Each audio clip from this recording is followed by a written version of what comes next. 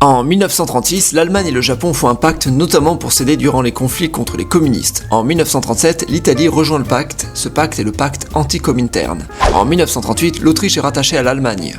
Écoute Autriche, on est le même peuple, il n'y a pas de raison qu'on soit séparés. Toujours en 1938, la Slovaquie devient indépendante de la Tchécoslovaquie grâce à l'Allemagne, qui elle s'appropriera la Bohême-Moravie. La même année, l'Italie annexe l'Albanie. La Hongrie et l'Espagne rejoignent le pacte anti-Comintern en 1939 et ce pacte devient une alliance militaire. L'Allemagne, après avoir récupéré tous ses territoires à la fin des années 30, n'a plus qu'une envie, récupérer ce qu'elle avait dû donner à la Pologne après la Première Guerre mondiale. Mais le problème, c'est que la Pologne est sous protection franco-anglaise. De plus, la Russie aussi aimerait bien récupérer certains territoires polonais qu'elle possédait avant la Première Guerre mondiale. Écoute Russie, je sais que je suis anticommuniste et qu'on n'est pas trop amis, mais je dois envahir la Pologne. Si tu ne me mets pas de bâton dans les roues, on peut se partager ce pays. Très bien Allemagne, alors faisons un pacte. C'est le pacte germano-soviétique. En septembre 1939, l'Allemagne et la Slovaquie envahissent la Pologne. La France et l'Angleterre déclarent donc la guerre à l'Allemagne. C'est le début de la guerre en Pologne. La Seconde Guerre mondiale vient de commencer. Quelques jours après, l'Union soviétique envahit à son tour la partie orientale de la Pologne. En octobre, une fois la Pologne partagée entre l'Allemagne et l'URSS, l'URSS décide de s'en prendre à la Finlande. En novembre 1939, l'URSS récupère certains territoires à la Finlande affaiblis. La France, quant à elle, devient la terre d'accueil des armées polonaises et tchèques. Durant l'année 1940, l'Allemagne va grandement agrandir son territoire. Elle va envahir d'abord le Danemark et la Norvège en avril, puis à partir de mai le Benelux et la France. C'est la bataille de France qui commence. La ville de Paris est prise en juin et oblige le gouvernement à faire signer l'armistice. Un nouveau gouvernement français est mis en place plus tard à Vichy et deviendra allié des Allemands. Un autre gouvernement français, quant à lui, deviendra la France libre et sera en exil à Londres. Pour ce qui est des colonies françaises, officiellement elles appartiennent au régime de Vichy, car c'est ce dernier qui est considéré comme le véritable successeur du précédent gouvernement. En résumé, la France de Vichy est gouvernée par Pétain et est pro-allemande, alors que la France libre est gouvernée par De Gaulle et est contre les Allemands. À partir de là, les Britanniques entrent en guerre contre la France de Vichy. À la même période, l'Italie, restée neutre au début du conflit, fait son entrée du côté des Allemands. Elle va notamment s'engager en Afrique du Nord et de l'Est contre les colonies britanniques. En août 1940, l'URSS annexe les 3 pays baltes. Ben quoi, ils étaient là, autant en profiter. L'Italie, après avoir entamé la guerre du désert en Égypte, s'attaque à la Grèce à partir de son territoire albanais, mais les Grecs seront très résistants.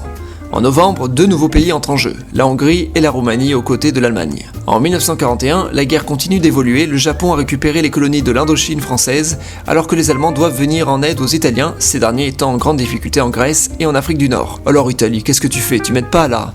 Je tente de coloniser la Grèce, comme au bon vieux temps. Ah là là, il faut vraiment que je te fasse tout, des fois je me demande si t'es vraiment la descendante de l'Empire romain. Finalement, l'Allemagne s'en sort plutôt bien dans cette guerre. À l'ouest de l'Europe, l'Espagne est neutre. La Scandinavie est sous tutelle allemande, la France et le Benelux aussi, la Yougoslavie et la Grèce sont occupées et l'Italie, la Hongrie, la Roumanie et la Bulgarie sont fidèles aux Allemands. L'URSS et la Turquie, quant à elles, ont toutes deux signé un pacte de non-agression. On peut donc résumer que seule l'Angleterre est réellement en conflit contre l'Allemagne. Haha, tout me réussit, à part en Afrique où l'Italie galère un peu, je peux être fier de mon travail. Allemagne, j'arrive pas à gérer l'Éthiopie, il y a les Anglais qui veulent me la prendre.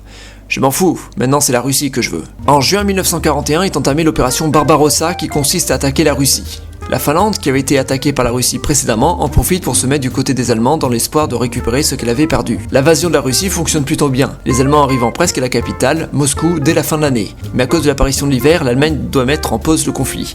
Il fait beaucoup trop froid en Russie. Je commence à attaquer la Russie en juin, et quand j'atteins Moscou, c'est là que commence l'hiver le plus froid que le siècle ait jamais connu, pas de chance quoi.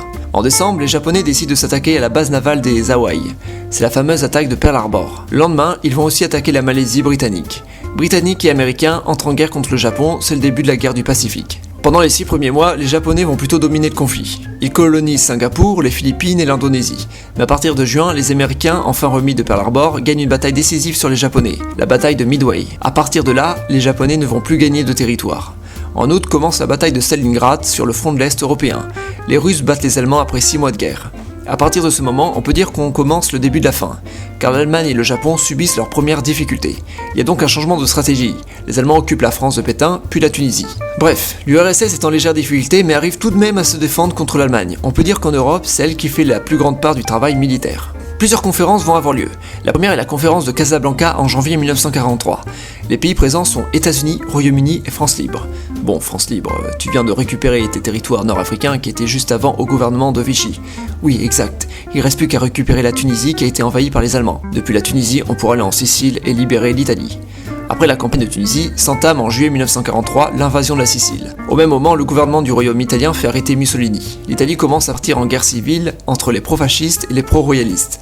Cette décennie sera favorable aux anglo-saxons devant libérer l'Italie. Avec un front en Italie, l'Allemagne se retrouve donc sur deux fronts très sérieux avec celui de la Russie. Ah enfin, merci d'avoir commencé à combattre en Italie, je sais pas si j'allais réussir à tout faire tout seul de mon côté. Pas de soucis, URSS. Une deuxième conférence eut lieu au Caire, elle concerne les États-Unis, le Royaume-Uni et la Chine. Le but étant d'aider la République de Chine dans le conflit contre le Japon. Peu de temps après, en novembre, eut lieu la conférence de Téhéran, les trois grands sont présents. États-Unis, Royaume-Uni et URSS. Vu qu'on a réussi à bien avancer en Italie, je propose qu'on fasse la même chose dans les Balkans.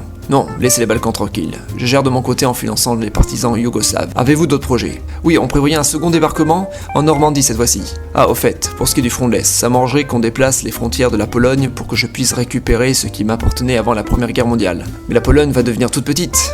Non, on n'a qu'à donner des territoires allemands aux Polonais en dédommagement. Finalement, en janvier 1944, Leningrad, c'est-à-dire Saint-Pétersbourg, est libéré des Allemands par les Russes. Puis durant la première moitié de l'année, les Russes récupèrent de nombreux territoires en Ukraine. En Italie, la guerre continue et un nouveau pays a été créé, c'est la République sociale italienne, mise en place dès la fin 1943 par les Allemands et gouvernée par Mussolini qui a été libéré entre-temps. En juin 1944, Américains et leurs alliés débarquent en Normandie. Ce troisième front en Europe va permettre d'affaiblir la défense allemande en Italie. Puis en approchant le nord de l'Italie, les Américains peuvent faire un nouveau débarquement dans le sud de la France en août 1944. Le 25 août, Paris est libéré. La Grèce est libérée en fin d'année 1944 avec l'aide des partisans communistes et des Britanniques. Mais l'opposition entre communistes et britanniques déstabilise le pays. Au début de l'année 1945, les Allemands et Japonais savent d'avance qu'ils ont perdu. La guerre connaît encore quelques enjeux dans le Pacifique, mais pour ce qui est de l'Europe, les dés sont lancés, une conférence a lieu à Yalta en février 1945. États-Unis, Royaume-Uni et URSS sont présents. Bon les gars, on sait désormais qu'on va gagner, il va falloir bien gérer la reconstruction de l'Europe. Moi, juste pour info, je suis en train de bien gérer toute l'Europe de l'Est, et je pense pas tarder à faire capituler l'Allemagne. Tu as très bien joué URSS, on te laisse te débrouiller en Europe de l'Est et la gérer ensuite.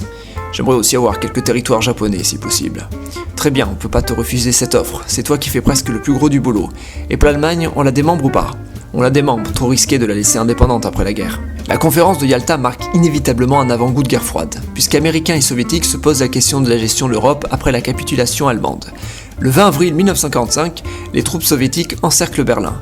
Hitler se suicidera 10 jours plus tard. Le 8 mai, l'Allemagne capitule enfin.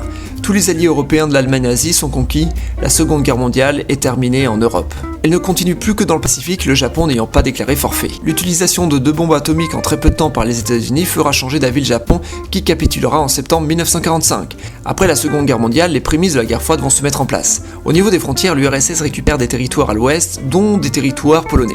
En compensation, l'est de l'Allemagne devient polonais. La Prusse orientale, quant à elle, est récupérée par les Russes. Évidemment, tous ces changements de nationalité des territoires vont avoir pour conséquence des immenses déplacements de population.